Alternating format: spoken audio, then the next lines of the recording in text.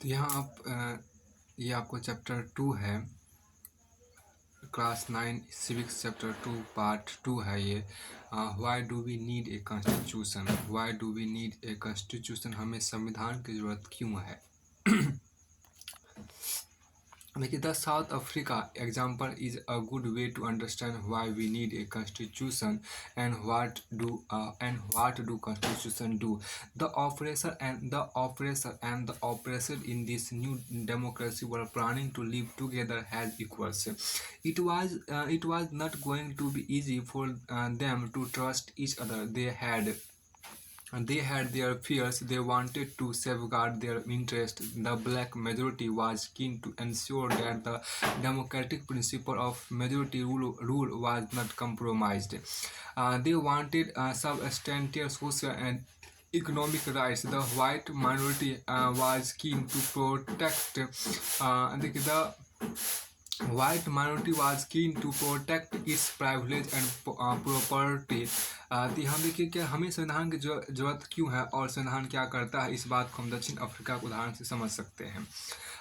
देखिए, इस नए लोकतंत्र में दमन करने वाले और दमन सहने वाले दोनों ही साथ साथ समान हैसियत से रहने की योजना बना रहे थे। दोनों के लिए ही एक दूसरे पर भरोसा कर पाना आसान नहीं था। उनके अंदर अपने अपने किस्म के डर थे। वे अपने हितों की रखवाली भी चाहते थे। बहुसंख्यक अश्वेत इस बात पर चौकस थे कि लोकतंत्र में बहुमत के शासन वाले मूल सिद्धांत से कोई समझौता न हो। उन्हें बहुत सारे सामाजिक और आर्थिक अधिकार चाहिए थे। अल्पसंख्यक गोरों को अपनी संपत्ति और अपने विशेषाधिकारों की चिंता थी। After long negotiation, both parties agreed to a compromise. The whites agreed to the principle of majority rule that देखिए यहाँ पर क्या, the whites agreed to the principle of majority rule that एक मिनट जरा शुरू किए यार। After long negotiation, both parties agreed to a compromise. The white agreed to the principle of majority rule and that of one person, one vote. They also agreed to accept some basic rights for the poor and the workers. The blacks agreed that majority rule would not be absolute. They agreed that the majority would not take away the property of the white minority. This compromise was not easy. How was this compromise going to be implemented even if they managed to trust each other?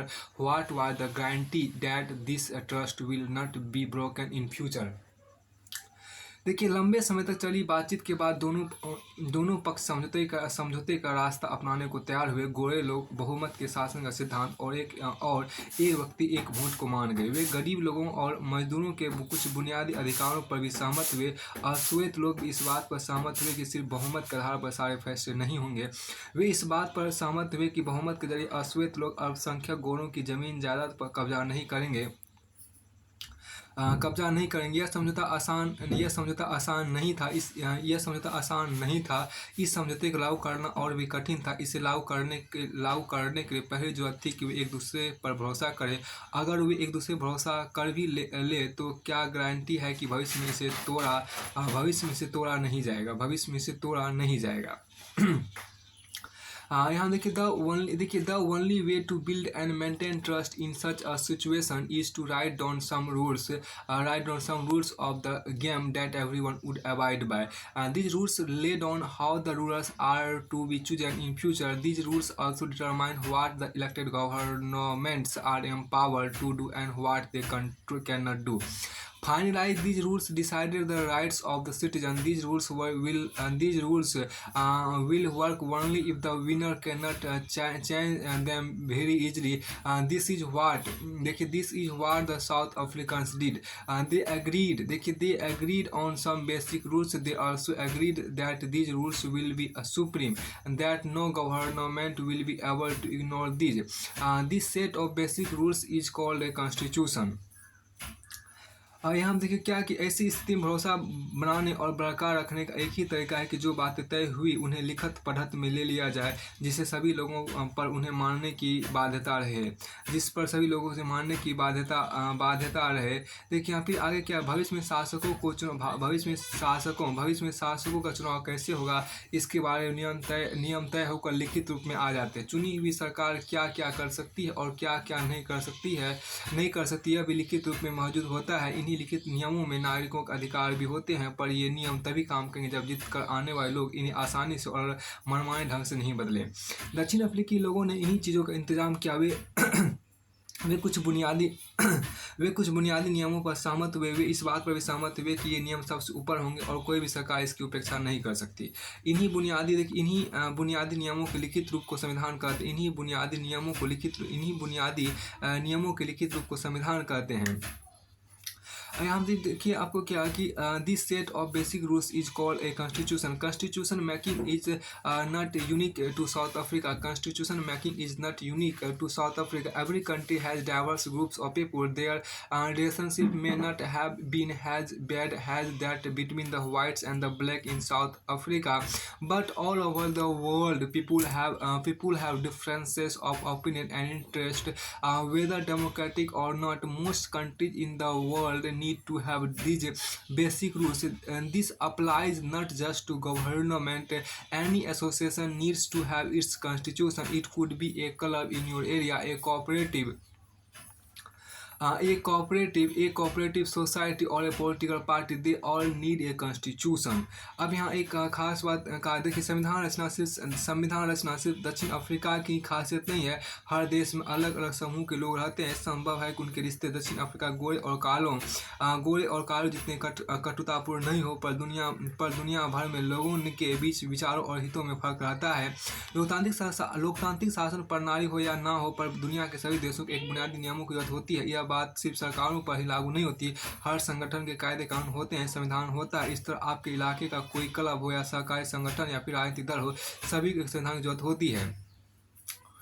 अब activity देखिए यहाँ पर कि approach a club और cooperative society और union और political party new locality, get a copy of their rule book and it is often called rules of association and read it. Are these rules in accordance with principles of democracy? Do they give membership to any person without discrimination? अब यहाँ देखिए क्या कि अपने इलाके किसी, ये तो हो आगे देखिए यहाँ पर the constitution of a country, एक मुखरा भी दिया कार्टून। देखिए यह तो गड़बड़ हो गई। यहाँ पे एक कार्टून जो आपको दिया है उसको देखिए। This is not fair. What was the point in having a constituent assembly in India if all the basics were already decided? यह तो गड़बड़ हो गई। अगर सभी बुनियादी बातों पहले ही फैसला हो गया था तो संविधान सभा बनाने का क्या औचित्य था? तो फिर आपको आगे यहाँ पर कहा गया, देखिए मेकिंग एक यहाँ पर इमेज वल्लभ भाई यहाँ कुछ खास बातें भी आपको देखिए जो कहा गया। फर्स्ट देखिए द कॉन्स्टिट्यूशन, एक मिनट देखिए थोड़ा सा यहाँ पर है। The constitution of a country is a set of written rules that are accepted by all the people living together in a country. Constitution is the supreme law that determines the relationship among people living in a territory called citizens, and also the relationship between the people and government. A constitution does many things. First, it generates a degree of trust and coordination that is necessary for different kinds of people to live together. Second, it specifies how the government will be constituted, who will have power to take which decision. Third, it lays down limits on the powers of the government and tells us what the rights of the citizen are. And fourth, it expresses the aspiration of the people about creating a good society. All the countries that have constitution are not necessarily democratic, but all countries that are democratic will have constitution after the War of Independence against Great Britain. The Americans gave themselves a constitution after the Revolution. The French people approved a democratic constitution. Since then, it has become a practice in all the democracy to have a written constitution. अब यहाँ एक जो खास बात यहाँ जो कही गई उसको देखिए आप, इसमें ये आपको यहाँ पर है कि संविधान लिखित नियमों की एक ऐसी किताब है, वो यहाँ पर डिफाइन अच्छा किया गया है। संविधान लिखित नियमों की ऐसी किताब है जिसे किसी देश में रहने वाले सभी लोग सामूहिक रूप से मानते हैं। तो संविधान लिखित नियमों की एक ऐसी किताब है जिसे किसी देश में रहने वाले सभी लोग सामूहिक रूप से मानते हैं। संविधान सर्वोच्च कानून है जिससे किसी क्षेत्र में रहने वाले लोग, जिन्हें नागरिक कहा जाता है, के बीच के आपसी संबंध तय होने के साथ साथ लोग और सरकार के बीच के संबंध भी तय होते हैं। संविधान अनेक काम करता है जिनमें यह प्रमुख है। पहला, यह साथ रह रहे विभिन्न तरह के लोगों के बीच जरूरी भरोसा और सहयोग विकसित करता है। दूसरा, यह स्पष्ट करता है कि सरकार का गठन कैसे होगा और किसे फैसले लेने का अधिकार होगा। तीसरा, यह सरकार के अधिकारों की सीमा तय करता है और हमें बताता है कि नागरिकों के क्या अधिकार हैं। और चौथा, यह अच्छे समाज के गठन के लिए लोगों की आकांक्षाओं को व्यक्त करता है। जिन देशों में संविधान है वे सभी लोकतांत्रिक शासन वाले हो यह जरूरी नहीं, लेकिन जिन देशों में लोकतांत्रिक शासन है वहाँ संविधान का होना जरूरी है। ब्रिटेन के खिलाफ आज़ादी की लड़ाई के बाद अमेरिकी लोगों ने अपने लिए संविधान का निर्माण किया। फ्रांसीसी क्रांति के बाद फ्रांसीसी लोगों ने एक लोकतांत्रिक संविधान को मान्यता दी। इसके बाद से यह चलन हो गया कि हर लोकतांत्रिक शासन व्यवस्था में एक लिखित संविधान हो। हाँ, तो उसके बाद यहाँ पर आपको जो कहा गया, देखिए यहाँ पे एक आपको है क्या कि तीसरा आपको देखिए making of the Indian constitution की बात की गई। Making of the Indian constitution, भारतीय संविधान का निर्माण की बात आप यहाँ पर देखिए। सबसे पहले आपको यहाँ देखिए वल्लभ भाई जावर भाई पटेल, देखिए वल्लभ भाई जावर देखिए झावर, यहाँ पर झावर भाई पटेल 1875 to 1950। तो वल्लभ भाई झावर भाई पटेल 1875 से लेकर आपको 1950 ईस्वी तक। तो यहाँ देखिए क्या कि born in Gujarat, minister of home information and broadcasting in the interim government, lawyer and leader of Bahadur present Satyagraha, played a decisive role in the integration of the Indian princely estate, later deputy prime minister। देखिए यहाँ पर क्या कि गुजरात अंतरिम सरकार में गिरी सूचना एवं प्रसारण मंत्री, वकील और बहादुर किसान सत्याग्रह के नेता, भारतीय रियासतों की विलय में निर्णायक भूमिका, बाद में उप प्रधानमंत्री बने। उसके बाद देखिए यहाँ पर जो दूसरा आप यहाँ पर देख रहे हैं वो है अब्दुल कलाम आज़ाद की। यहाँ देखिए अब्दुल कलाम आज़ाद 1888 से लेकर 1958, अब्दुल कलाम आज़ाद 1888 से लेकर अब्दुल कलाम आज़ाद जो आपके यहाँ पर था वो 1888 से लेकर 1958 ईस्वी तक। देखिए born Saudi Arabia, Abdul Kalam Azad का जन्म सऊदी अरब में हुआ था। Educationist, author and theologian, scholar of Arabic, Congress leader, active in the national movement, opposed Muslim separatist politics, later education minister in the first union cabinet। देखिए यहाँ पर क्या शिक्षाविद, लेखक और धर्मशास्त्रों की ज्ञाता, अरबी के विज्ञान, कांग्रेसी नेता, राष्ट्रीय आंदोलन में अग्रणी भूमिका, मुस्लिम अलगाववादी राजनीति के विरोधी, बाद में पहले केंद्रीय मंत्रिमंडल शिक्षा मंत्री। तो पहले हमारे जो शिक्षा मंत्री थे वो अब्दुल कलाम आज़ाद थे। अब्दुल कलाम आज़ाद जो थे वो भारत के पहले शिक्षा मंत्री थे अंतिम गवर्नमेंट में, अंतिम सरकार में। और उसके आपके यहाँ पर नेक्स्ट जो कहा गया टी कृष्णामाचारी, देखिए टी कृष्णामाचारी 1899 से 1974 ईस्वी तक आपको रहा। Born in Tamil Nadu, member drafting committee, entrepreneur and Congress leader, later finance minister in the union cabinet. तो टी कृष्णामाचारी आपको जन्म तमिलनाडु वहाँ तक प्रारूप कमेटी के सदस्य भी रहे, उद्यमी और कांग्रेसी नेता थे। बाद में केंद्रीय मंत्रिमंडल में आपको वित्त मंत्री, तो पहला वित्त मंत्री आपको टी कृष्णामाचारी थे जो अंतिम गवर्नमेंट में, और पहला शिक्षा मंत्री जो थे वो आपके यही थे अब्दुल कलाम आज़ाद थे। उसके बाद नेक्स्ट जो यहाँ पर आपको है नेक्स्ट यहाँ पे आपको आगे है देखिए राजेंद्र प्रसाद की बात यहाँ पर की गई है। राजेंद्र प्रसाद, देखिए राजेंद्र प्रसाद जो थे वो 1884 से लेकर 1963 ईस्वी तक, राजेंद्र प्रसाद 1884 से लेकर 1963 ईस्वी तक रहे, जो बिहार में जन्मे थे। और president of the constituent assembly, lawyer, known for his role in the Champaran Satyagraha, 3 times the president of Congress, later the first president of India. देखिए राजेंद्र प्रसाद का जन्म बिहार में हुआ था। संविधान सभा के अध्यक्ष, वकील और चंपारण सत्याग्रह के प्रमुख भागीदार थे। तो वकील और चंपारण सत्याग्रह के प्रमुख भागीदार थे। 3 बार कांग्रेस अध्यक्ष, बाद में भारत के प्रथम राष्ट्रपति बने।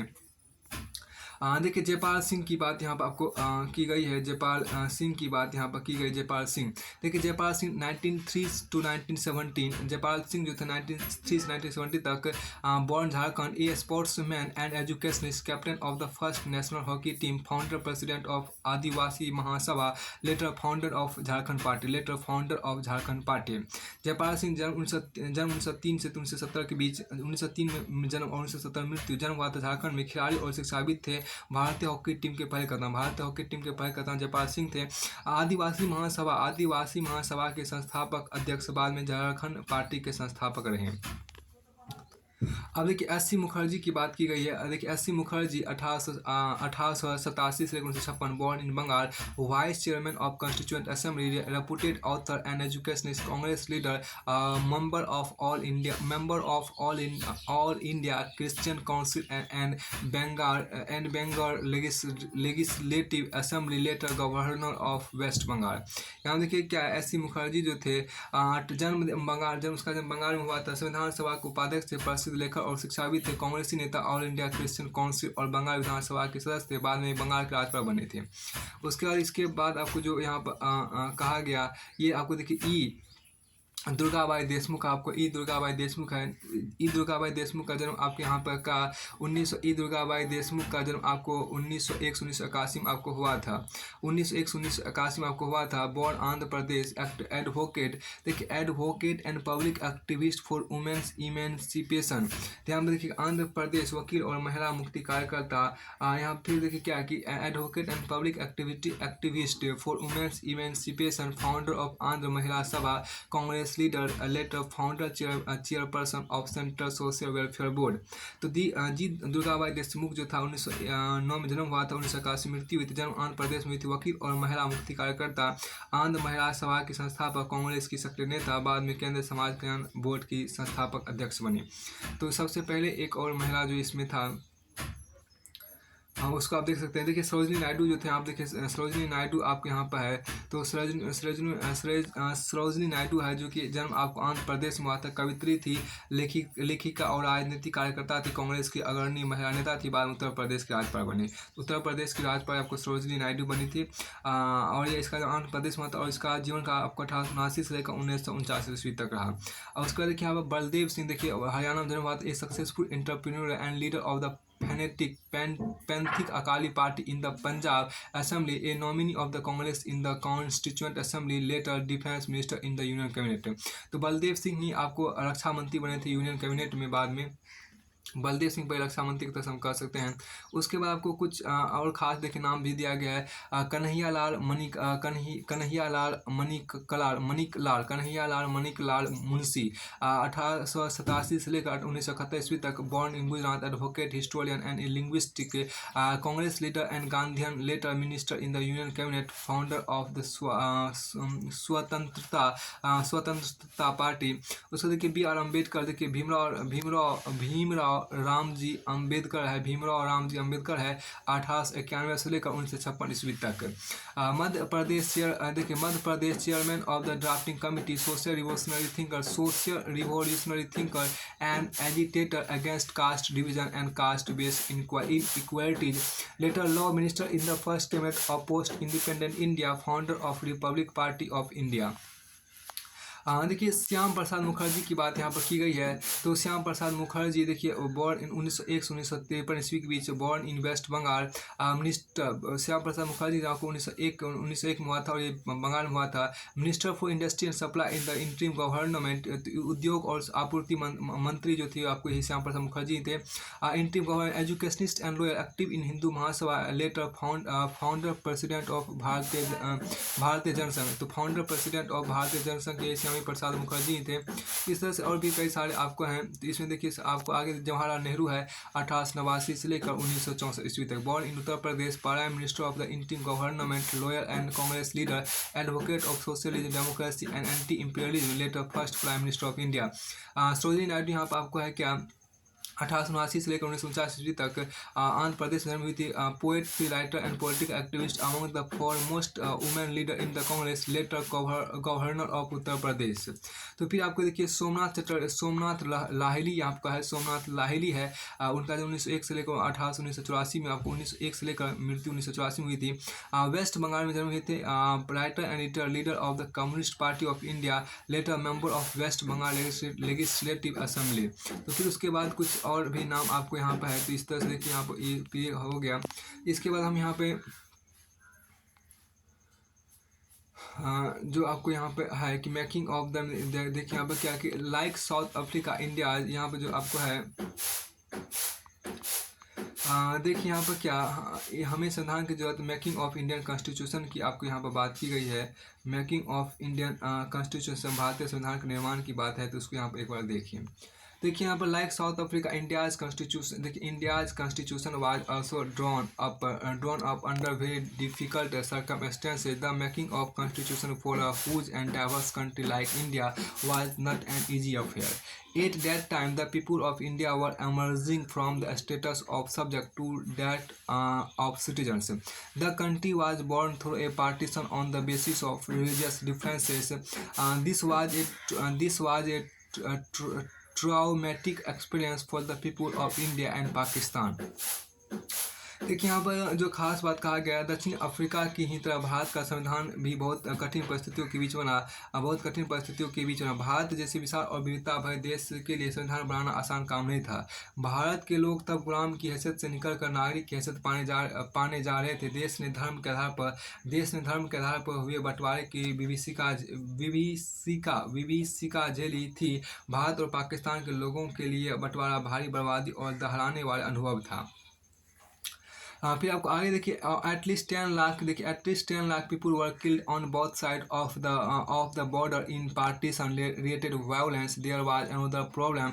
The British had left it to the rulers of the princely state to decide whether they wanted to merge with India or with Pakistan or remain independent. The merger of this princely state was a difficult and uncertain task when the constitution was being written. The future of the country did not look as secure as it does today. The makers of the constitution had anxieties about the present and the future of the country. तो यहाँ पर देखिए जो दक्षिण Africa की तरफ भारत का संविधान भी बहुत कठिन परिस्थितियों के बीच बना। भारत जैसे विशाल और विविधता भरे देश के संविधान बनाना आसान काम नहीं था। भारत के लोग तब गुलाम की हैसियत से निकलकर नागरिक की हैसियत पाने जा रहे थे। देश ने धर्म के आधार पर हुए बंटवारे की विभीषिका झेली थी। भारत और पाकिस्तान के लोगों के लिए बंटवारा भारी बर्बादी और दहराने वाला अनुभव था। विभाजन से जुड़ी हिंसा में सीमा के दोनों तरफ कम से कम 10 लाख लोग मारे जा चुके थे। एक बड़ी समस्या और थी, देखिए एक बड़ी समस्या और भी थी। अंग्रेजों ने देसी रियासतों के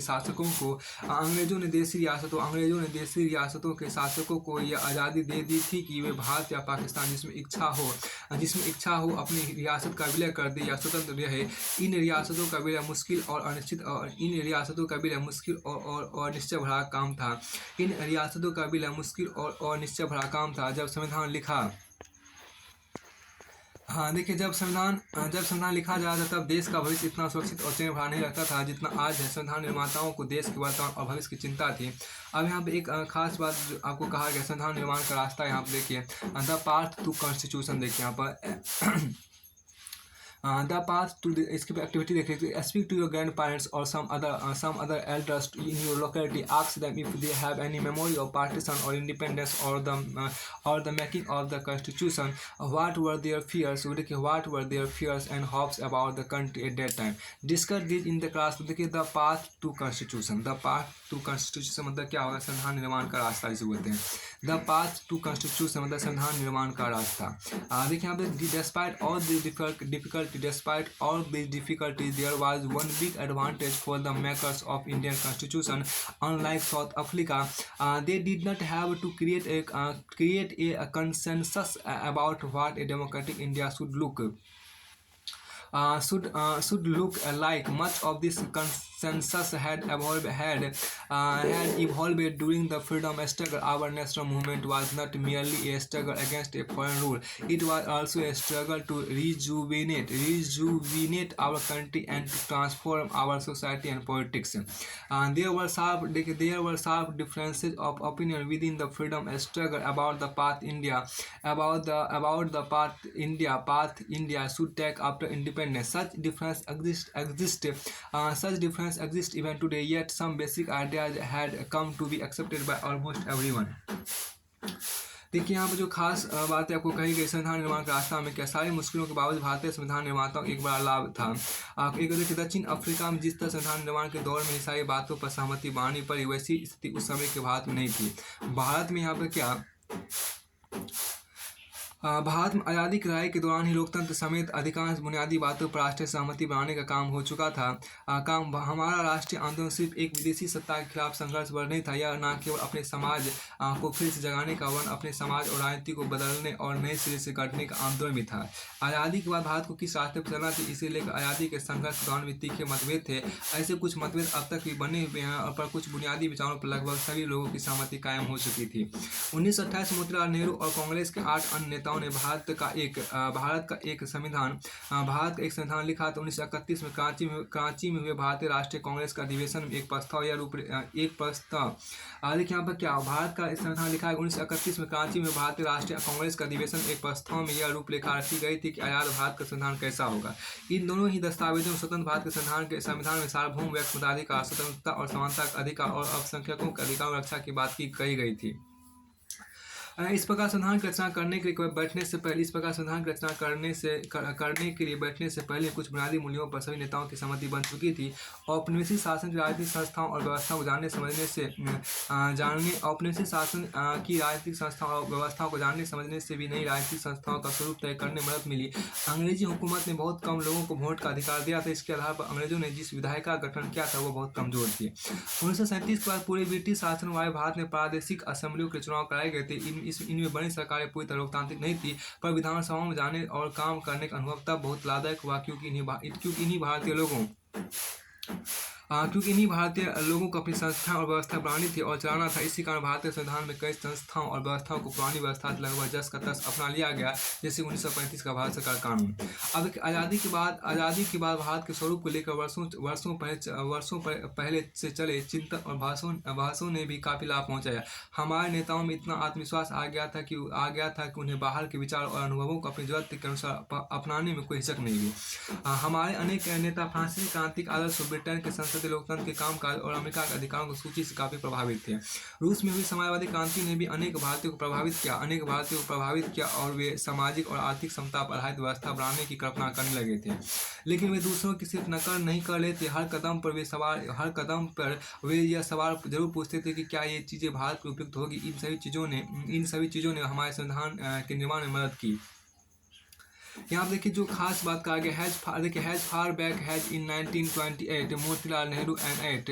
देखिए यहाँ पर क्या सच देखिए हैज फार हैज, इसमें जो आपको कहा गया हैज बैक, देखिए has far back has in 1928 Motilal Nehru and 8 other Congress leaders drafted A constitution for India in 1931। The resolution at the Karachi session of the Indian national Congress dwelt on how independence India's constitution should look like. Both these documents were committed to the inclusion of universal adult franchise right to freedom and equality and to protecting the rights of minorities in the constitution of independent India.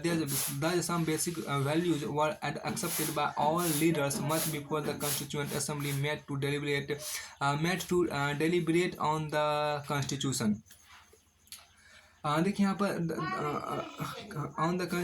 the familiarity with political institution of colonial rule also helped develop an agreement over the institutional design.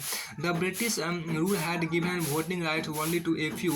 On that basis, the British had introduced very weak legislatures. Elections were held in 1937 to provincial legislature and ministries all over British India. These were not fully democratic governments, but the experience but the experience gained by Indians in the working of the legislative institution proved to be very useful for the country in setting up its own institution and working in them. That is why the Indian Constitution adopted many institutional details and procedures from colonial laws like the Government of India Act 1935. Years of thinking and deliberation on the framework of the Constitution had another benefit. Our leaders gained confidence to learn from other countries, but on our own terms. Many of our leaders were inspired by the ideals of French Revolution, the practice of parliamentary democracy in Britain, and the Bill Rights in the US. The Socialist Revolution in Russia had inspired many Indians to think of setting a system based on social and economic equality. Yet they were not simply imitating what others had done. At each step, they were questioning whether these things suited our country. All these factors contributed to the making of our constitution. All these factors contributed to the making of the constitution. All these factors contributed to the making of our constitution. देखिए the constituent assembly की बात यहाँ पर की गई. The constituent assembly संविधान सभा की बात की गई. Why then were the makers of the Indian Constitution? You will find here a very brief sketch of some of the leaders who played an important role in making the Constitution. देखिए यहाँ पर क्या कि फिर भारत के संविधान के निर्माता कौन थे. यहाँ आपको संविधान बनाने में प्रमुख भूमिका निभाने वाले कुछ नेता वहाँ बहुत संक्षिप्त में कुछ जानकारियाँ मिलेगी. देखिए आप activity find out more about any member of the constituent assembly from your state or region who is not mention here. Collect a photograph or make a sketch of that leader. Write a short note on him or her. Following the same style has used here: name, year birth, year of death, place of birth, background, political boundaries, brief description of political activities, the role played after the Constituent Assembly. फिर देखिए यहाँ पर जो कहा गया the drafting of the document call the constitution was done by an assembly of elected representatives call the constituent assembly. Election to the constituent assembly were held in July 1946. Its first meeting was held in December 1946. Soon after the country was divided into India and Pakistan. The Constituent Assembly was also divided into the Constituent Assembly of India and that of Pakistan. The Constituent Assembly that wrote the Indian Constitution had 299 members. The Assembly adopted the Constitution on 26 November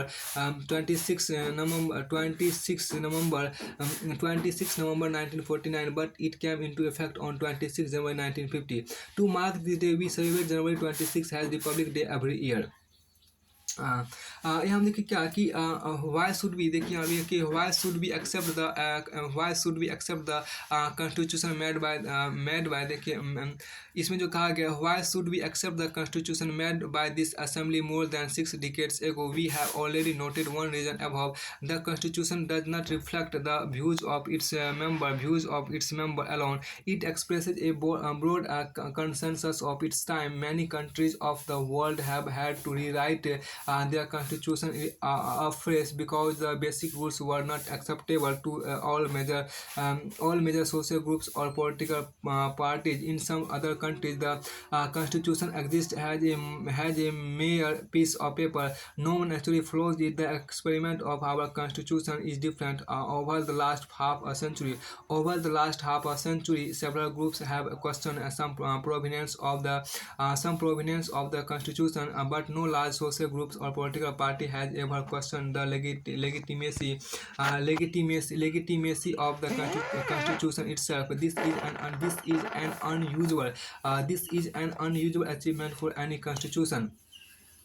The second reason for accepting the constitution is that the constituent assembly represented the people of India. There was no universal adult franchise at that time, so the constituent assembly could not have been chosen directly by all the people of India. It was देखिए यहाँ पर क्या it was elected mainly by the members of the existing provincial legislature that we mentioned above. This ensured a fair geographical share of members from all the regions of the country. The assembly was dominated by the Indian National Congress, the party that led India's freedom struggle. But the Congress itself included a variety of political groups and opinions. The assembly had many members who did not agree with the Congress in social terms too. The assembly represented members from different language groups, caste, classes, regions, and occupation. Even if the Constituent Assembly was elected by universal franchise, its composition would not have been very different. देखिए चुने गए प्रति अभी इसका देखिए यहाँ पर चुने गए जनप्रतिनिधियों की जो सभा संविधान नामक विशाल दस्तावेज को लिखने का काम करती थी उसे संविधान सभा कहते हैं। भारतीय संविधान सभा के जुलाई 1946 में चुनाव हुए थे। संविधान सभा की पहली बैठक दिसंबर 1946 को हुई थी। इसके तत्काल बाद देश दो हिस्सों में भारत और पाकिस्तान बंट गया था। संविधान सभा भी दो हिस्सों में बंट गया था। भारत की संविधान सभा और पाकिस्तान की देखिए और पाकिस्तान संविधान सभा देखिए भारतीय संविधान लिखने वाली सभा में 299 सदस्य थे। इसमें 26 देखिए इसने 26/1949 को अपना काम पूरा कर लिया। संविधान 26 जनवरी 1950 को लागू हुआ। इसी दिन की याद में हम हर साल 26 जनवरी को गणतंत्र दिवस मनाते हैं। इस सभा द्वारा 50 साल से भी पहले बनाए गए संविधान को हम क्यों मनाते हैं। इस सभा द्वारा 50 साल से भी पहले बनाए गए संविधान को हम क्यों मानते हैं। हमने पहले एक कारण का जिक्र किया। संविधान सिर्फ संविधान सभा के सदस्यों के विचारों को ही व्यक्त नहीं करता है, यह अपने समय की व्यापक सहमति को व्यक्त करता है। दुनिया के कई देशों में संविधान को फिर से लिखना पड़ा क्योंकि संविधान में दर्ज बुनियादी बातों पर ही वहाँ के सभी सामूहिक समूह या राजनीतिक दलों की सहमति नहीं थी। कई देशों में संविधान है पर वह कागज का टुकड़ा या किसी भी अन्य किताब की तरह दस्तावेज भर है। कोई भी उस पर आचरण नहीं करता पर हमारे संविधान का अनुभव एकदम अलग है। पिछली आधी सदी से ज़्यादा की अवधि में अनेक सामाजिक समूह ने संविधान के कुछ प्रावधानों पर सवाल उठाए पर किसी भी बड़े सामाजिक समूह या राजनीतिक दल ने खुद संविधान की वैधता पर सवाल नहीं उठाया। यह हमारे संविधान की एक असाधारण उपलब्धि है। संविधान को मानने का दूसरा कारण यह है कि संविधान सभा भी भारत के लोगों का ही प्रतिनिधित्व कर रही थी। उस समय सार्वभौम देखिए यहाँ पर क्या उस समय सार्वभौम वैक्स मताधिकार नहीं था। इससे संविधान सभा का चुनाव देश के लोग प्रत्यक्ष ढंग से नहीं कर सकते थे। इसका चुनाव मुख्य रूप से उन प्रांतीय असेंबलियों के सदस्यों ने ही किया था जिनका जिक्र हम पहले कर चुके थे। इसके कारण देश के सभी भौगोलिक क्षेत्रों का इसमें उचित प्रतिनिधित्व हो गया था। इस सभा में भारतीय राष्ट्रीय कांग्रेस के सदस्यों का प्रभुत्व था जिसने राष्ट्रीय आंदोलन की अगुवाई की थी। पर स्वयं कांग्रेस के अंदर कई राजनीतिक समूह और विचार के लोग थे। सभा में कई सदस्य ऐसे थे जो कांग्रेस के विचारों से सहमत नहीं थे। सामाजिक रूप से इस सभा में सभी समूह, जाति, वर्ग और धर्म और पेशे के लोग थे। अगर संविधान सभा गठन सार्वभौम वैक्स मताधिकार के जरिए हुआ होता तब भी इसका स्वरूप काफी कुछ इस तरह का होता। और अंततः जिस तरह संविधान सभा ने काम किया वह संविधान को एक तरह की पवित्रता और वैधता देता है। संविधान सभा का काम काफी व्यवस्थित, खुला और सर्वसम्मति बनाने के प्रयास पर आधारित था। सबसे कुछ बुनियादी सिद्धांत तय किए और उन पर सबकी सहमति बनाई गई। फिर प्रारूप कमेटी के प्रमुख डॉक्टर बी आर अम्बेडकर ने चर्चा कर एक प्रारूप संविधान बनाया। संविधान के प्रारूपों की प्रत्येक धारा पर कई दौर में चर्चा हुई। 2000 से ज्यादा संशोधनों पर विचार हुआ। 3 वर्षों में कुल 114 दिनों की गंभीर चर्चा हुई। सभा में पेश हर प्रस्ताव, हर शब्द और वहाँ कही गई हर बात को रिकॉर्ड किया गया और संभाला गया। इन्हें कॉन्स्टिट्यूएंट असेंबली डिबेट्स नाम से 12 मोटे खंडों में प्रकाशित किया गया। इन्हीं बहसों पर से हर प्रावधान के पीछे की सोच और तर्क को समझा जा सकता है। संविधान की व्याख्या के लिए भी इस बहस के दस्तावेजों का उपयोग होता है। अब आगे यहाँ पे कहा गया फाइनली देखिए यहाँ पर कि फाइनली देखिए यहाँ पर क्या कि एक में इसका हिंदी पूरा कंप्लीट ही कर लीजिए। उसके बाद आपको यहाँ पर ये हो गया। इसका देखिए कुछ आपको यहाँ पर थी एक्टिविटी है, कहाँ पहुँचे क्या समझे, इसको हटाइए। अब यहाँ देखिए कि finally the manner in which the constituent assembly worked gives sanctity to the constitution. देखिए यहाँ पर the Constituent Assembly worked in a systematic, open and consensual manner. First, some basic principles were decided and agreed upon. Then, a drafting committee chaired by Dr. B. R. Ambedkar prepared a draft constitution for discussion.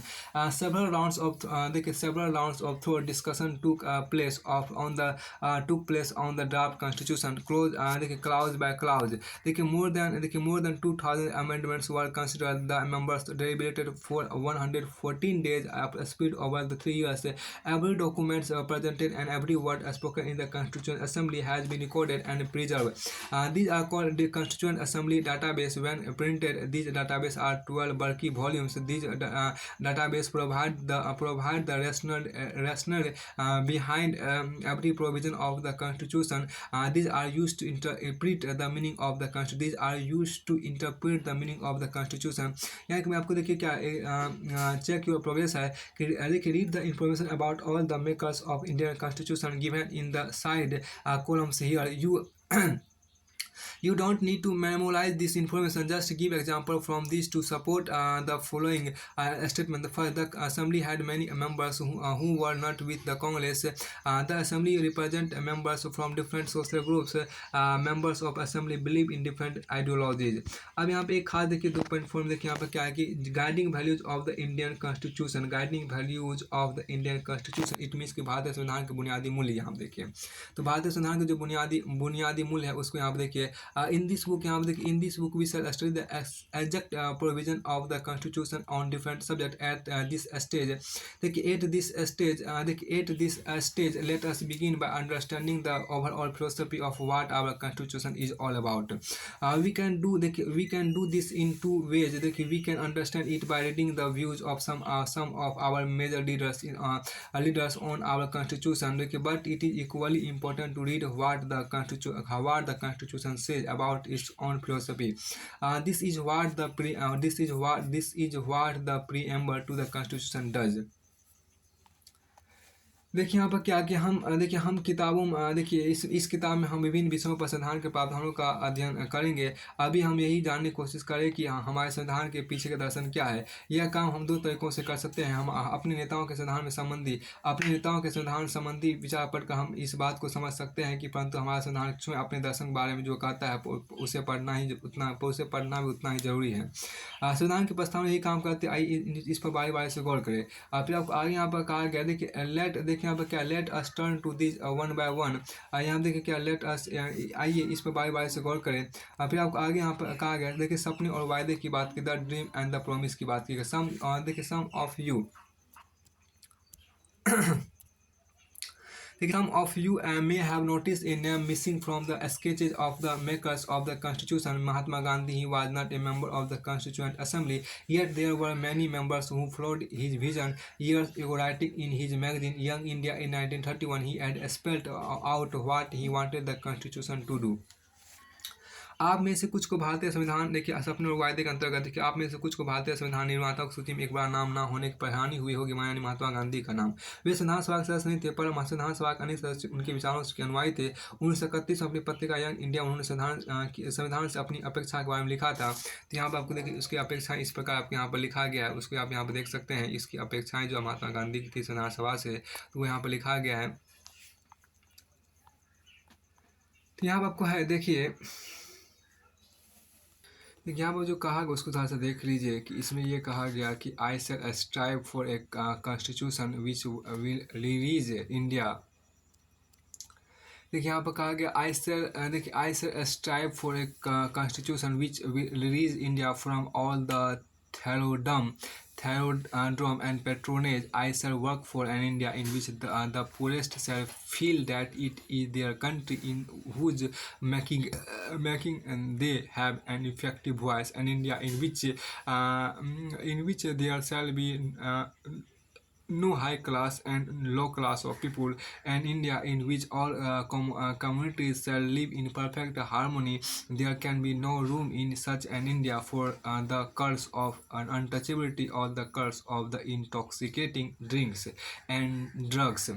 Women will enjoy the same rights as men. I shall be satisfied with nothing else. यहाँ देखिए क्या मैं भारत के ऐसा संविधान चाहता हूँ जो उसे गुलामी और अधीनता से मुक्त करे. मैं भारत के ऐसा संविधान चाहता हूँ जो उसे गुलामी और अधीनता से मुक्त करे. और मैं ऐसे भारत के प्रयास करूँगा जिसे सबसे गरीब व्यक्ति भी अपना माने और उसे लगे कि देश को बनाने में उसकी भी भागीदारी है. ऐसा भारत जिसमें लोगों का उच्च वर्ग और निम्न वर्ग ना रहे. ऐसा भारत जिसमें सभी समुदाय के लोग पूरे मेल जोल से रहे. ऐसा भारत में छुआछूत या शराब और नशीली चीज़ों के लिए कोई जगह ना हो. औरतों को भी मर्दों जैसा अधिकार हो. मैं इससे कम पर संतुष्ट नहीं होऊंगा. फिर आगे कहते हैं द ड्रीम ऑफ, देखिए यहाँ पर क्या the dream of India that has the dream of India that has eliminated inequality was shared by Dr. Ambedkar, who played a key role in the making of the constitution, but he had a different understanding of how inequalities could be removed. He often bitterly criticized Mahatma Gandhi and his vision. In his concluding a speech to the Constituent Assembly, he stated his anxiety and very clearly. हाँ very clearly, देखिए very clear, भेदभाव और गैर बराबरी मुक्त भारत का, भेदभाव और गैर बराबरी मुक्त भारत का सपना डॉक्टर अंबेडकर के मन में भी था, जिन्होंने संविधान निर्माण में महत्वपूर्ण भूमिका निभाई। असमानता कैसे दूर की जा सकती है, इस बारे में उनके विचार दूसरों से अलग थे। उन्होंने अक्सर गांधी और उनके नजरिए की कटु आलोचना की। संविधान सभा में दिए गए अंतिम भाषण में उन्होंने अपनी चिंताओं को बहुत स्पष्ट ढंग से रखा था, देखिए यहाँ पर क्या कि बहुत स्पष्ट ढंग से रखा था। On the 26 January 1950 we are going to enter a life of contradiction in politics we will have equality and in social and economic life we will have inequality. In politics we will be recognizing the principle of one man one vote and one vote one value. In our social and economic life we shall by reason of our social and economic structure continue to deny the principle of one man one value. How long shall we continue to live this life of contradiction? How long shall we continue to deny equality in our social and economic life? If we continue to deny it for long, we will do so only by putting our political democracy in peril. अब यहाँ पे देखिए क्या कि यहाँ पे देखिए 26 January 1950 को हम विरोधाभासों से भरे जीवन में प्रवेश करने जा रहे हैं। राजनीति के मामले में हमारे यहाँ समानता होगी, पर आर्थिक और सामाजिक जीवन असमानताओं से भरा होगा। देखिए यहाँ पर राजनीति में हम एक व्यक्ति एक वोट का समान महत्व के सिद्धांत को अपनाएंगे। अपने सामाजिक और आर्थिक जीवन में हम अपने सामाजिक और आर्थिक ढांचे के कारण ही एक व्यक्ति एक वोट के सिद्धांत को नकारना जारी रखेंगे। हम इस विरोधाभासपूर्ण जीवन को कितने लंबे समय तक जीते रहेंगे, हम अपने सामाजिक और आर्थिक जीवन में कब तक समानता को नकारते रहेंगे। अगर यह नकारना ज़्यादा लंबे समय तक चला रहा तो हम अपने राजनीतिक लोकतंत्र को ही संकट में डालेंगे। Finally, let us Jawaharlal Nehru giving his famous speech to the Constituent Assembly at the stroke of midnight on 15 August 1947। अब यहाँ पर देखिए इसके बाद आपके यहाँ पर जो कहा गया कि आखिर में आइए 15 अगस्त 1947 की मध्यरात्रि में के समय संविधान में दिए गए जवाहरलाल नेहरू के प्रसिद्ध भाषण को याद करें। इसमें जो उसके कुछ भाषण का अंश यहाँ पर दिया गया उसको जाने का प्रयास करते हैं। देखिए long years ago we made tryst with destiny and now the times come when we shall redeem our pleas, not wholly or in full measure, but very substantially. At the stroke of the midnight hour, when the world sleeps, India will awake to life and freedom. A moment comes which comes but rarely in history, when we step out from the old to the new, when an age ends and when the soul of a nation long suppressed finds alternates. It is fitting that at this solemn moment we take the pledge of dedication to the service of India and her people, and to the still large cause of humanity. Freedom and power bring responsibility. The responsibility rests upon his assembly, a sovereign body representing the sovereign people of India. Before the birth of freedom, we have endured all the pains of labor, and our hearts are heavy with the memory of this sorrow. Some of those pains continue even now. Nevertheless, the past is over, and it is the future that beckons to us now. यहाँ फिर देखिए क्या कि इसमें आगे कहा देखिए that future is not one of easy or resting but of incessant striving, so that we may fulfill the pledge we have so often taken and the one we shall take today. The service of India means the service of the millions who suffer. It means the ending of poverty and ignorance and disease and inequality of opportunity opportunity. The ambition of the greatest man of our generation has been to wipe every tear from every eye that may be beyond us. But as long as there are tears and suffering, so long our work will not be over.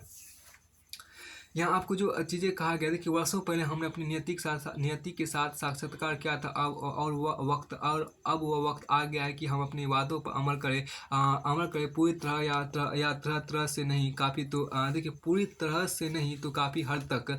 घड़ियाँ जब ठीक मध्य रात्रि घंटा बजाएगी, तब जब सारी दुनिया सोती रहेगी, तब भारत नए जीवन की शुरुआत करेगा, आज़ाद होगा। इतिहास में कभी कभार ही सही पर एक ऐसा क्षण जरूर आता है जब हम पुराने को छोड़कर नए में प्रवेश करते हैं, जब एक युग का अंत होता है और जब लंबे समय से किसी राष्ट्र की दबी हुई आत्मा प्रस्फुटित होती है, आवाज़ पाती है। ऐसे पवित्र क्षण में हम अपने आप को भारत और उसके लोग तथा उससे भी अधिक मानवता की सेवा में समर्पित करें, यही हमारे लिए उचित है। आज़ादी और सत्ता जिम्मेदारी लाती है। आज़ादी और सत्ता, बहुत अच्छी बात है कि आज़ादी और सत्ता जिम्मेदारी लाती है। आज़ादी और सत्ता जिम्मेदारी लाती है। भारत के संप्रभु लोगों का प्रतिनिधित्व करने वाली इस संप्रभुता संपन्न सभा के ऊपर अब जिम्मेदारी है। आज़ादी के जन्म से पूर्व हमने पूरी प्रसव पीड़ा झेली है और इस क्रम में हुए दुखों से हमारा दिल भारी है। इसमें कुछ दर्द अभी भी बने हुए हैं, फिर भी इतिहास अब बीत चुका है और अब भविष्य हमें सुनहरे संकेत दे रहा है। यह भविष्य बहुत आराम करने या सुस्ताने का नहीं, बल्कि उन वायदों को पूरा करने के निरंतर प्रयास करने का है जिन्हें हमने अक्सर किया है। और यह एक शपथ एक शपथ हम आज भी लेंगे कि भारत की सेवा करने का अर्थ दुख और परेशानियों में पड़े लाखों करोड़ों लोगों की सेवा करना। इसका अर्थ है कि दैत्यता का, अज्ञान का और बीमारी का अवसर ही समानता का अंत। हमारे युग के महानतम आदमी की कामना हर आँख से आंसू पहुँचने की है। संभव है यह काम हमारे भर से पूरा ना हो पर जब तक लोगों की आंखों में आंसू है, कष्ट है, तब तक हमारा काम खत्म नहीं होगा। देखिए, read the three quotation above carefully. Can you identify one idea that is common to all these three? What are the difference of in their ways of expressing that common ideas? फिर आपको आगे यहाँ पे कहा गया, देखिए philosophy of the constitution की बात यहाँ पर की गई, उसको देखिए। देखिए यहाँ पर फिलोसफी ऑफ द कॉन्स्टिट्यूशन, देखिए फिलोसफी ऑफ द कॉन्स्टिट्यूशन में यहाँ पे क्या कि संविधान का दर्शन यहाँ पे देखिए, values that inspire and guided यहाँ देखिए वैल्यूज। देखिए फिलोसफी ऑफ द कॉन्स्टिट्यूशन, देखिए values that inspire and guided the freedom struggle and were nurture by it formed the foundation for India democracy. These values are embedded in the preamble of the Indian Constitution. They guide all the articles of Indian Constitution. The Constitution begins with a short statement of its basic values. This is called the preamble to the Constitution. Taking inspiration from American model, most countries in the contemporary world have chosen to begin their constitution with a preamble. जिन मूल्यों ने स्वतंत्रता संग्राम की प्रेरणा दी और उसे दिशा निर्देश दिए तथा जो इस क्रम में जांच परख लिए, वे ही भारतीय लोकतंत्र का आधार बने। भारतीय संविधान की प्रस्तावना में इन्हें शामिल किया गया। भारतीय संविधान की सारी धारा इन्हीं के अनुरूप बनी है। संविधान की शुरुआत बुनियादी मूल्यों की एक छोटी सी उद्देशिका के साथ होती है। इसी संविधान की प्रस्तावना या उद्देशिका कहते हैं। अमेरिकी संविधान की प्रस्तावना से प्रेरणा लेकर समकालीन दुनिया के अधिकांश देश अपने संविधान की शुरुआत एक प्रस्तावना के साथ करते हैं। देखिए आइए हम अपने संविधान की प्रस्तावना को बहुत सावधानी से पढ़ें और उसमें आए प्रत्येक महत्वपूर्ण शब्द के मतलब को समझें। संविधान की प्रस्तावना लोकतंत्र एक खूबसूरत कविता सी लिखती है। कविता सी लगती है। इसमें वह दर्शन शामिल है जिस पर पूरे संविधान का निर्माण हुआ है। यह दर्शन सरकार किसी भी कानून और फैसले के मूल्यांकन और परीक्षण का मानक तय करता है। इसके सारे प्रकार जा सकता है कौन फैसला अच्छा या बुरा है। इसमें भारतीय संविधान की आत्मा बसती है। तो इसमें देखिए क्या कि इसमें जो कहा गया, देखिए आपको प्रीएम्बल जो यहाँ पर लिखा गया है, in order to form a more perfect union, establish justice, insure domestic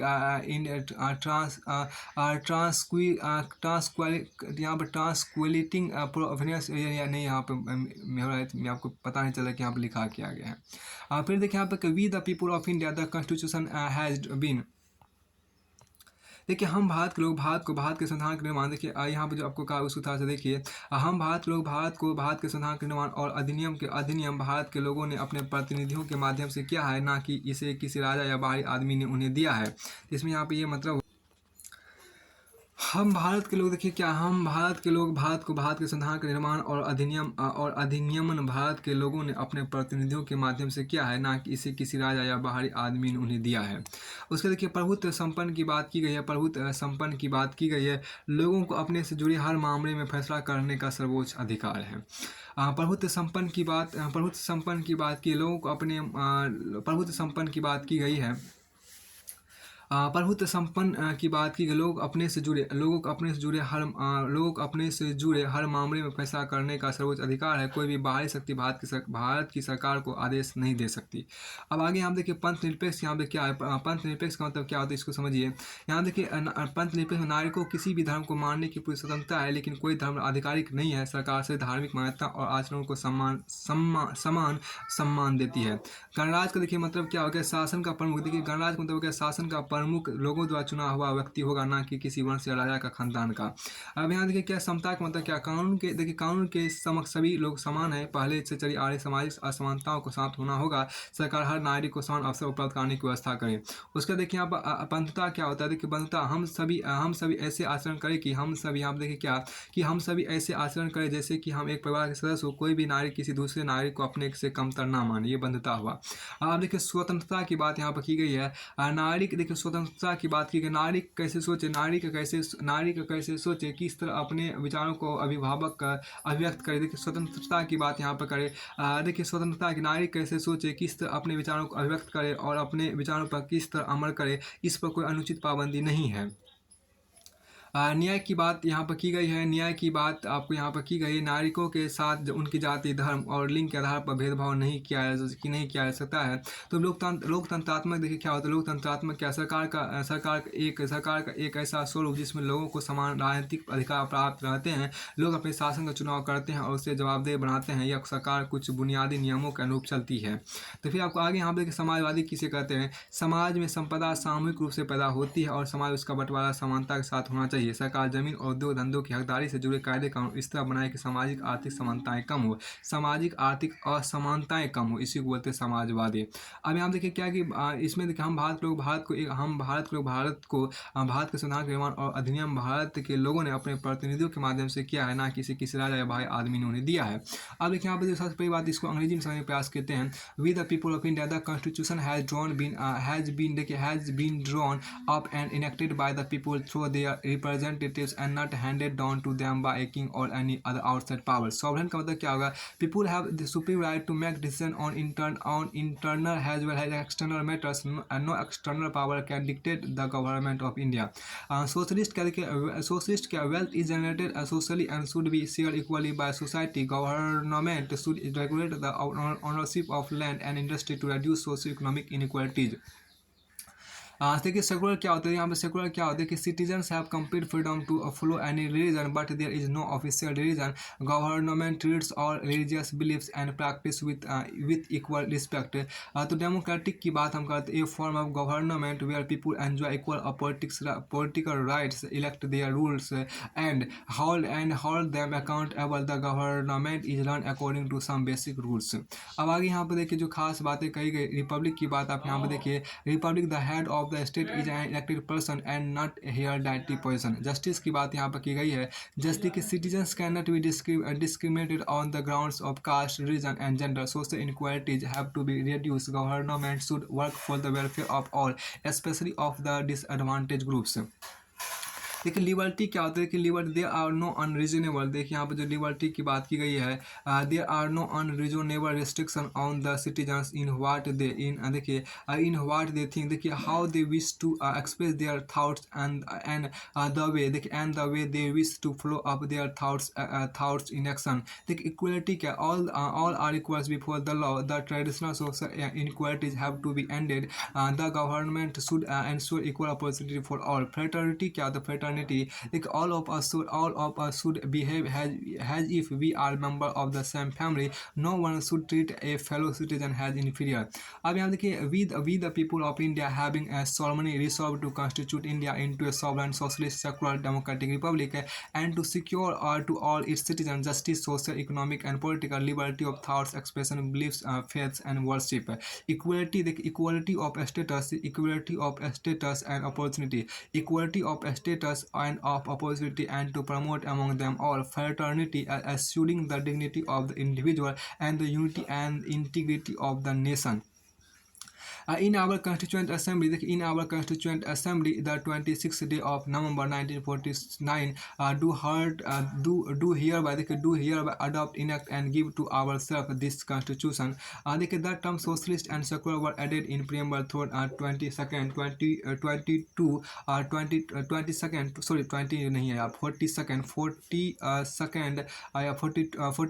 constitutional amendment in 1976।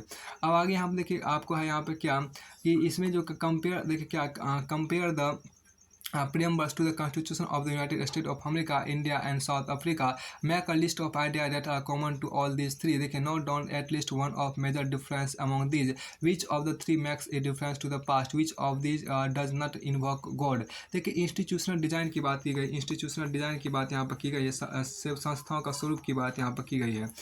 संस्थाओं का जो स्वरूप होता है उसको यहाँ पर दिखाया गया है। देखिए एक constitution is not merely a statement of value and philosophy. As we noted above, a constitution is mainly about embodying these values into institutional arrangement. Much of the document called Constitution of India is about this arrangement. It is a very long and detailed document. Therefore, it needs to be amended quite regularly to keep it updated. Those who crafted the Indian Constitution felt that it has to be in accordance with people's aspiration and change in society. They did not see it as a scale aesthetic they did not see it as a sacred aesthetic and unalterable law. So they made provisions to incorporate changes from time to time. These changes are called constitutional amendments. The Constitution describes the institutional arrangement in a very legal language. If you read the Constitution for the first time, it can be quite difficult to understand. Yet the basic institutional design is not very difficult to understand. Like any constitution, the Indian Constitution lays down to a procedure for choosing person to govern the country. It defines who will have how much power to take which decision, and it puts limit to what the government can do by providing some right to the citizens that cannot be violated. The remaining three chapters in this book are about these three aspects of the working of Indian Constitution. We shall look at some key constitutional provisions in each chapter and understand how they work in democratic politics. But this textbook will not cover all the silent features of the institutional design in the Indian Constitution. Some other aspect will be covered in your textbook next year. अब यहाँ पे देखिए अपार्थित का meaning समझने का प्रयास कीजिए। यहाँ पे इंग्लिश मीनिंग आपको दिया गया है, पर इसका हिंदी देख लीजिए। इसमें जो संस्थाओं का स्वरूप यहाँ देखिए, संस्थाओं का जो स्वरूप था यहाँ मतलब इंस्टीट्यूशनल डिजाइन मतलब संस्थाओं का स्वरूप को समझने का प्रयास कीजिएगा। इंग्लिश का हिंदी देखिए। संविधान सिर्फ मूल्यों और दर्शन का बयान भर नहीं है, जैसा कि हमने पहले जिक्र किया है। संविधान इन मूल्यों को संस्थागत रूप देने की कोशिश है, जिसे हम भारत का संविधान कहते हैं। उनका अधिकांश हिस्सा इन्हीं व्यवस्थाओं को तय करने वाला है। यह एक बहुत ही लंबा और विस्तृत दस्तावेज, इसलिए समय समय पर इसे नया रूप देने के लिए इसमें बदलाव की जरूरत पड़ती है। भारतीय संविधान के निर्माताओं को लगा कि इसे लोगों की भावनाओं के अनुरूप चलना चाहिए और समाज में हो रहे बदलावों से दूर नहीं रहना चाहिए। उन्होंने इसे पवित्र अस्थायी और ना बदले जा सकने वाले कानून के रूप में नहीं देखा था। इससे उन्होंने बदलावों को समय पर शामिल करने का प्रावधान में रखा। इन बदलावों को संविधान संशोधन कहते हैं। फिर यहाँ पर देखिए क्या कि संविधान ने संस्थागत व्यवस्थाओं को बड़ी कानूनी भाषा में बड़ी कानूनी भाषा में दर्ज किया। अगर आप संविधान को पहली बार पढ़े तो इसे समझना मुश्किल लगेगा। फिर भी संस्थाओं को बुनियादी स्वरूप को समझना बहुत मुश्किल नहीं है। किसी भी संविधान की तरह भारतीय संविधान भी वे नियम बताते हैं जिनके अनुसार शासकों का चुनाव किया जाएगा। इसमें स्पष्ट लिखा है किसके पास कितनी शक्ति होगी और कौन किस बारे में फैसले लेगा। साथ ही संविधान नागरिकों को कुछ स्पष्ट अधिकार देकर सरकार की लक्ष्मण रेखा तय कर देता है कि सरकार इससे आगे नहीं बढ़ सकती। पुस्तक के शेष 3 अध्याय भारतीय संविधान के इन्हीं 3 पक्षों के बारे में। प्रत्येक अध्याय में हम कुछ प्रमुख संवैधानिक प्रावधानों पर नजर डालेंगे और इसे समझने की कोशिश करेंगे लोकतांत्रिक राजनीति में यह किस तरह काम करते हैं। लेकिन यह किताब भारतीय संविधान के द्वारा स्थापित सारी प्रमुख संस्थाओं और व्यवस्थाओं को नहीं समेटती। इसके कुछ पहलुओं पर आपके अगले वर्ष की किताब में चर्चा होगी। फिर आपको आगे देखिए अपार्थिड की बात। देखिए अपार्थिड का मतलब यहाँ पर समझने का प्रयास कीजिए। अपार्थिड का मतलब यहाँ पर समझने का प्रयास कीजिए। इस खास बात देखिए मतलब रंगभेद होता है। अपार्थिव मतलब को यहाँ पर क्या हो गया, रंगभेद हो गया। अपार्थिव मतलब कि यहाँ पर रंगभेद हो गया। अब उसके बाद यहाँ पर देखिए अपार्थिव मतलब रंगभेद हुआ। इसके बाद आपको आगे यहाँ पर कहा गया क्या, देखिए the official policy of racial separation and ill treatment of blacks followed by the government of South Africa between 1948 and 1989। यहाँ देखिए क्या, दक्षिण अफ्रीका की सरकार की 1948-1989 के बीच कार्य लोगों के साथ नस्ली अलगाव और खराब व्यवहार करने वाले शासन व्यवस्था को रंगभेद कहते हैं। क्लाउज क्या होता है कि क्लाउज क्या होता है, मतलब धारा क्या होता है, क्लाउज या धारा या एक्ट जिसे बोलते हैं, ए distinct section of a document, किसी दस्तावेज का खास हिस्सा को अनुच्छेद या धारा बोलते हैं। फिर देखिए कॉन्स्टिट्यूएंट असेंबली क्या होता है, देखिए an assembly of people's representatives that writes a constitution for a country is called constituent assembly. संविधान सभा क्या होता है कि संविधान सभा क्या, जनप्रतिनिधियों की वह सभा, देखिए जनप्रतिनिधियों की वह सभा, जनप्रतिनिधि देखिए जनप्रतिनिधियों की वह सभा जो संविधान लिखने का काम करती है, उसी को संविधान सभा कहते हैं।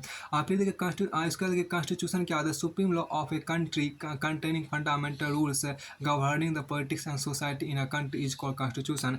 कॉन्स्टिट्यूशन देखिए संविधान क्या होता है, संविधान आपको क्या होता है कि संविधान देश का सर्वोच्च कानून होता है। इसमें किसी देश की राजनीति और समाज को चलाने वाले मौलिक कानून होते हैं। देश का संविधान जो होता है देश का सर्वोच्च कानून होता है। इसमें किसी देश की राजनीति और समाज को चलाने वाले मौलिक कानून होते हैं। फिर आपको देखिए संविधान की बात है कि आगे कॉन्स्टिट्यूशनल अमेंडमेंट की बात यहाँ पर की गई, कॉन्स्टिट्यूशनल अमेंडमेंट की बात यहाँ पर की गई है। A change in the constitution, देखिए a change in the constitution made by the supreme legislative body in a country.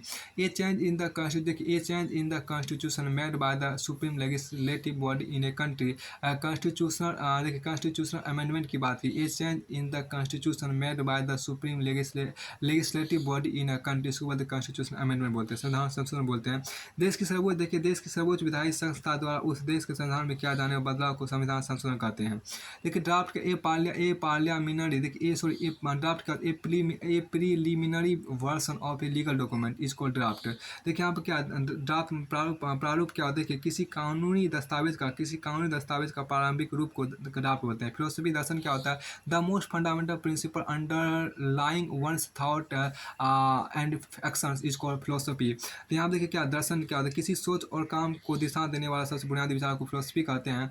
उसके बाद यहाँ पर देखिए जो खास बातें आपको कही गई है, प्रियम्बर क्या, an introductory statement in a constitution which states the reason and guiding values of constitution is called preamble. प्रारूप देखिए यहाँ पर प्रस्तावना क्या होता है, प्रस्तावना संविधान को पहला कथन जिसमें कोई देश अपने संविधान के बुनियादी मूल्यों और अवधारणाओं का स्पष्ट ढंग से कहता है उसी प्रस्तावना कहते हैं। फिर देखिए ट्रीजन क्या होता है, देखिए the offence of attempting to overthrow the government of the state to which the offender owes allegiance. देखिए देशद्रोह क्या होता है, यहाँ पे देखिए एक मिनट, यहाँ पे देखिए ट्रीजन देशद्रोह क्या होता है, देखिए कि देश की सरकार को उखाड़ फेंकने की कोशिश करने के अपराध को देशद्रोह बोलते हैं, इसको ट्रीसन बोलते हैं। ट्राइस्ट क्या होता है कि ट्राइस्ट क्या होता है, a meeting place that has been agreed upon. देखिए यहाँ पर जो कहा गया कि इसके बाद आपको ट्रिस्ट जो आपके यहाँ पर कहा गया था, ये तो आपको ट्रिस्ट इसमें नहीं है हिंदी में। ट्राइस्ट क्या होता है, a meeting place that has been agreed upon is called tryst. यहाँ पर फिर देखिए ये आपको ट्राइस्ट के बारे में आपको यहाँ से देखिए जो चीज़ें आपको पूरी तरह से फिनिश होता है, इसका जो शब्द है, तो यहाँ से देखिए चैप्टर 2 पूरी तरह से आपको फिनिश होता है। इसके बाद आपको आगे यहाँ पर है